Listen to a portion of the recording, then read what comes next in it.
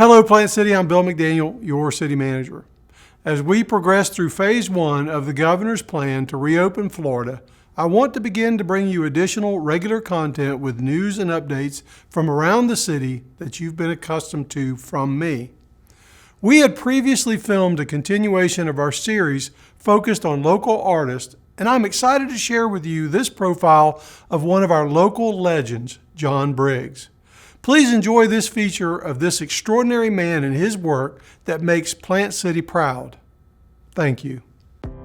Hello, Plant City. I'm Bill McDaniel, your city manager. As part of our ongoing artist series, I recently had the pleasure of interviewing artist John Briggs. Having made a name for himself in the world of contemporary art, John's exceptional talent and skill have brought a special spotlight to our beautiful city. Contemporary art is the art of today as it is a product of the 20th or 21st century. Contemporary artists produce dynamic work in a wide range of mediums set against a globally influenced, culturally diverse, and technologically advancing world.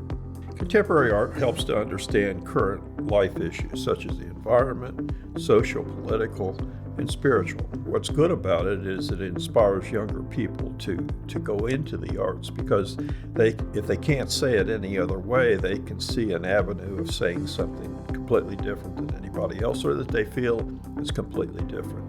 And it opens up younger minds to a wider world. From an early age, John loved to create. While growing up in his parents' grocery store, he found inspiration in the world around him. My father had a meat department, and I would work on butcher paper to draw. And I had an aunt that worked for Champion Paper in Ohio, and she would send me paper samples. So my earliest experience as an artist was drawing and passing the time. We spent long hours at the store, so I would work in the back on a stack of paper bags, and I would work on drawings. My first experience at showing was in Naples, Florida, and I did a sidewalk show. And after I did the sidewalk show, someone at a gallery came and asked me to show in a gallery, so that was my first experience of showing work. Through his artwork, John finds a pathway from the ordinary to the extraordinary by going far beyond his medium to create timeless works of art that truly engage the viewer. Since I was a realist, of course, when I saw something that was visually interesting, I would paint it. And then over the years, I started to put together paintings in front of paintings and doing panels. And they became painted constructions. Through these painted constructions, I could make more of an interesting statement about life. In other words, I did a painting that was a carousel, and I used myself as the main character, and it came from the idea that life's a merry-go-round and it's a dog-eat-dog world. So I had all these issues that you find in life that come at me, and I was trying to ignore all of those things, and the name of the piece was Think No Evil.